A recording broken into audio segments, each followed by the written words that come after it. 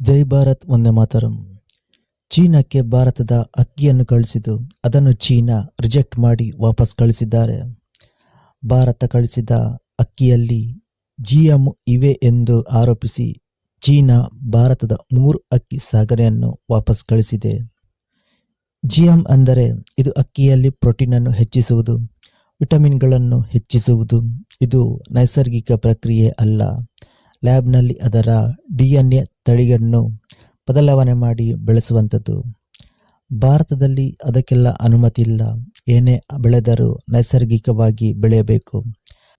ಭಾರತ ಅಕ್ಕಿ ರಫ್ತು ಮಾಡೋ ಮುಂಚೆ ಚೀನಾದ ಅಧಿಕಾರಿಗಳು ಇಲ್ಲಿಗೆ ಬಂದು ನೋಡಿ ಪರಿಶೀಲನೆ ಮಾಡಿದ್ದಾರೆ.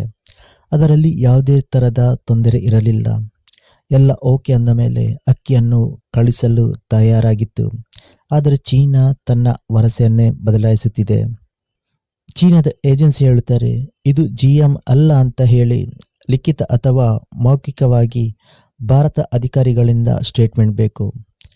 ಭಾರತವು ಯಾವುದೇ ಜಿಎಂ ಆಹಾರ ಬೆಳೆಗಳನ್ನು ಬೆಳೆಯುತ್ತಿಲ್ಲ ಅಂತ ಹೇಳಿದ್ರು ಕೂಡ ಇವರು ಕೇಳ್ತೇ ಇಲ್ಲ.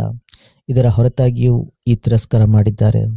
ಬಾಸ್ಮತಿಯೇತರ ಅಕ್ಕಿ ಮಾತ್ರವಲ್ಲ, ವೈಟ್ ರೈಸ್ ಕೂಡ ಸಾಗಣೆಯ ಮುನ್ನ ಚೀನಾದ ಏಜೆನ್ಸಿಗಳು ಪರೀಕ್ಷಿಸಿ ಅನುಮೋದನೆ ನೀಡಿದರೂ ಸಹ ತಿರಸ್ಕಾರ ಮಾಡಿದ್ದಾರೆ.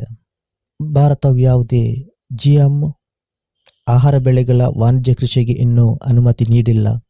ಹತ್ತಿ ಮಾತ್ರ ದೇಶದಲ್ಲಿ ಅನುಮೋದಿತ ತಳಿಯವಾಗಿ ಮಾರ್ಪಡಿಸಿದ ಬೆಳೆಯಾಗಿದೆ. ಅದನ್ನು ಬಿಟ್ಟು ಬೇರೆ ಯಾವುದೇ ತಳಿಗಳಿಗೆ ಅವಕಾಶವಿಲ್ಲ. ದೇಶಾದ್ಯಂತ ಜಿಎಂ ಅಲ್ಲದ ಭತ್ತವನ್ನು ಮಾತ್ರ ಬೆಳೆಸಲಾಗುತ್ತಿದ್ದರೂ ಚೀನಾ ಮಾತ್ರ ಭಾರತದ ಮಾತನ್ನು ಕೇಳ್ತಾ ಇಲ್ಲ. ಅದರಲ್ಲಿ ಇದೆ ಅಂತಲೇ ವಾದಿಸುತ್ತಿದ್ದಾರೆ. ನಾಗ್ಪುರ ಮೂಲದ ಶ್ರೀರಾಮ್ ಫುಡ್ ಇಂಡಸ್ಟ್ರಿ ICARಗೆ ಸಾಮಾನ್ಯ ಹೇಳಿಕೆ ಅಥವಾ ಘೋಷಣೆಯನ್ನು ಹೊರಡಿಸಬೇಕು ಎಂದು ಕಂಪನಿ ವಿನಂತಿಸಿದೆ. ಭಾರತದ ರಫ್ತು ಉತ್ತೇಜನ ಸಂಸ್ಥೆ APEDAಗೆ ಮತ್ತು ಭಾರತೀಯ ಕೃಷಿ ಸಂಶೋಧನಾ ಮಂಡಳಿ ಅವರ ಜೊತೆ ಈ ವಿಷಯವನ್ನು ಚರ್ಚಿಸಿದ್ದಾರೆ. ಇದು ನಮ್ಮಂತಹ ರಫ್ತುದಾರರಿಗೆ ಅತ್ಯಂತ ಸಹಾಯವಾಗುತ್ತದೆ. ಏಕೆಂದರೆ ಚೀನಾಕ್ಕೆ ಹಲವಾರು ಸಾಗಣೆಗಳು ಪ್ರಸ್ತುತ ಅಂತಹ ದಾಖಲೆಗಳು ಅನುಪಸ್ಥಿತಿಯಿಂದಾಗಿ ಕ್ಲಿಯರೆನ್ಸ್ ಸಮಯದಲ್ಲಿ ತೊಂದರೆಗಳು ಎದುರಿಸುತ್ತಿವೆ ಅಂತ ಕಂಪನಿಯು ಹೇಳಿದೆ.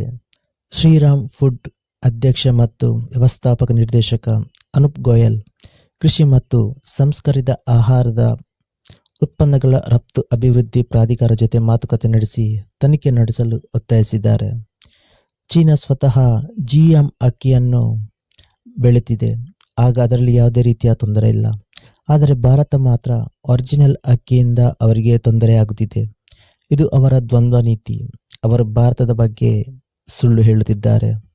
2006ರಲ್ಲಿ ಯುರೋಪಿಯನ್ ಒಕ್ಕೂಟ ಚೀನಾದ ಅಕ್ಕಿ ರಫ್ತಿನ ಮೇಲೆ ಜಿಎಂ ಮಾಲಿನ್ಯದ ಬಗ್ಗೆ ಕಳವಳ ವ್ಯಕ್ತಪಡಿಸಿತ್ತು.